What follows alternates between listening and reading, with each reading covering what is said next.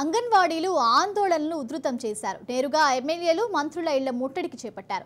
CM సొంత జిల్లా కడపలో ఉప ముఖ్యమంత్రి అంజద్ బాషా క్యాంపు కార్యాలయాన్ని అంగన్వాడీ కార్యకర్తలు ముట్టడించారు. దీనికి సంబంధించిన మరింత సమాచారం మా ప్రతినిధి సుదర్శన్ రెడ్డి అందిస్తారు.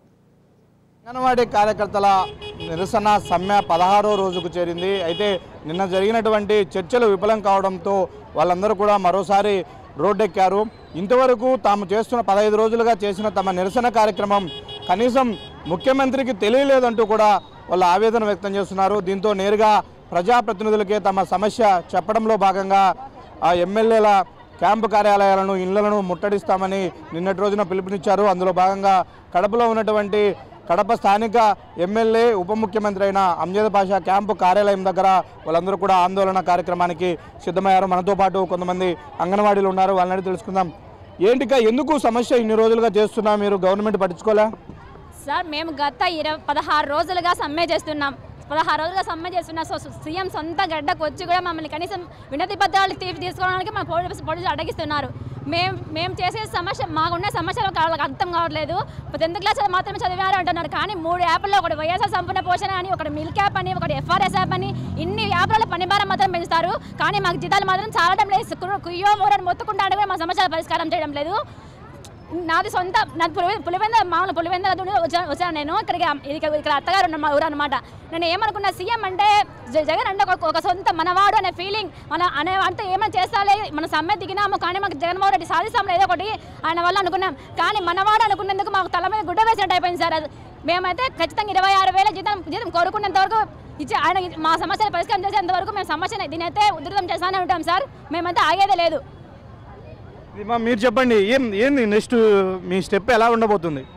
సార్ మాకు మా జీతం తెలంగాణ కాడికి అప్పుడు ఎలక్షన్ల పాదయాత్రలో 1000 రూపాయలు పెంచుతానన్నాడు. తెలంగాణ జీతం కాడికి మీకు 1000 రూపాయలు జీతం పెంచుతానన్నాడు.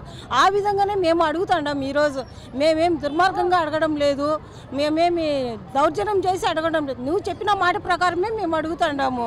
నువ్వు మాట తప్పను మడమ తిప్పను, నేను విన్నాను, నేను ఉన్నాను అని ఆ రోజు పాదయాత్రలో చెప్పినావు.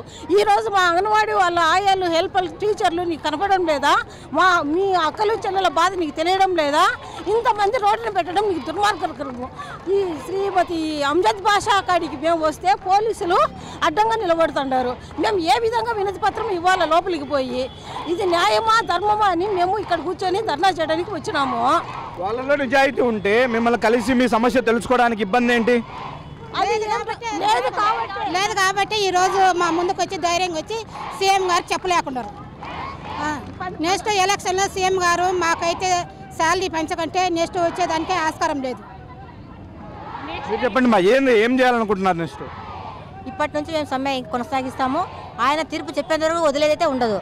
ఈ సమ్మెనతో ఎక్కువ కొనసాగిస్తూనే ఉంటాము. నేను ఇస్తాను అనేంత వరకు మాత్రం కంటిన్యూ చేస్తాము. నిన్న మంత్రి గారు ఒక మాట చెప్తున్నారు, చాలా మంది గర్భవతులు, చిన్నపిల్లలు పౌష్టికాహారం అందరికి ఇబ్బంది పడుతున్నారు, మీరు ఆలోచించాలి ఈ విషయాన్ని అంటున్నారు. ఏమంటారు దీని మీద? సరే, వాళ్ళు ఇబ్బంది పడతారు, మేము ఇబ్బంది పడి ఆయన కనపట్లేదా? మేము అన్నం తినకోకుండా ఇంకేమైనా తినాలా? ఒక మంత్రికి మీకు వచ్చే ఒక రోజు వేతనం కూడా మాకు రావడం లేదు. మరి మేమైపోలా? మేము ఏమైనా పర్వాలేదు, వాళ్ళు మాత్రం బాగుండాలా? మేము కూడా వాళ్ళ క్షేమం కోసం ఇన్ని రోజులు పని చేసాము. కానీ ఇప్పటికి మాకేమో మా కొట్టకొడికి మనం నింపవయ్యా, మేము విరమిస్తామని చెప్తున్నాము. నువ్వు ఆ విషయం ఎత్తకోకుండా ఆ మాట ఎత్తకండి, శాలరీస్ మాత్రం చెప్పాకండి అన్నాడు. మాకు కావాల్సింది ఏంటి? శాలరీస్ వేయవయ్యా, మేము మిగతా ఏం అడగమని చెప్తున్నాము. మాకు ఒకటి చేయి, మేము విరమిస్తాము. ఇన్నాళ్ళు మేము చిన్న పుట్టిన బిడ్డ కాడి నుంచి కడుపుతూ ఉన్నప్పటి నుంచి, తల్లి కడుపుతున్నప్పటి నుంచి బిడ్డ 5 ఏళ్ల బిడ్డ వరకు మేము చూసుకుంటున్నాము. మా బిడ్డల్ని మా సంసారం పక్కన పెట్టి వాళ్ళని చూసుకుంటున్నాం, మా సొంత బిడ్డలా చూసుకుంటున్నాం మేము. కానీ దాన్ని కలిసి ఆ శ్రమాన్ని కలిసి గుర్తిస్తుంది ప్రభుత్వము. పొద్దున ఉదయం 8:30 నుంచి సాయంత్రం 4:30 వరకు స్కూల్లో ఉంటున్నాం సెంటర్లలో. మా సంసారం, మా బిడ్డలు, మా భర్తలు వదిలిపెట్టి వాళ్ళే మా ఫ్యామిలీగా ఉండి మేము చూసుకుంటున్నాము. సెంటర్ నీట్గా ఉండాలి, పిల్లలకు ఆరోగ్యంగా ఫుడ్ పెట్టాలి అని చెప్తున్నారే కానీ అవన్నీ సరే ఏ రకంగా చేస్తారండి వాళ్ళకి అర్థం కావడం లేదా? ఇచ్చే 7,000 జీతంతో ఆయాలము ఏ రకంగా బతకాలి మేము?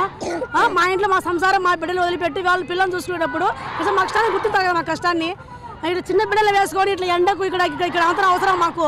లక్షణంగా సెంటర్ లేదా మాకే చేస్తే లక్షణంగా సెంటర్లో కూర్చొని మా సెంటర్లో మేము చూసుకుంటాము కదా. చిన్న బిడ్డలకు గర్భవతులకు ఇబ్బంది అంటారు, బాగానే ఉంది. వాళ్ళకి బాధ అన్నప్పుడు మా బాధ కనిపించడం లేదా ప్రభుత్వానికి?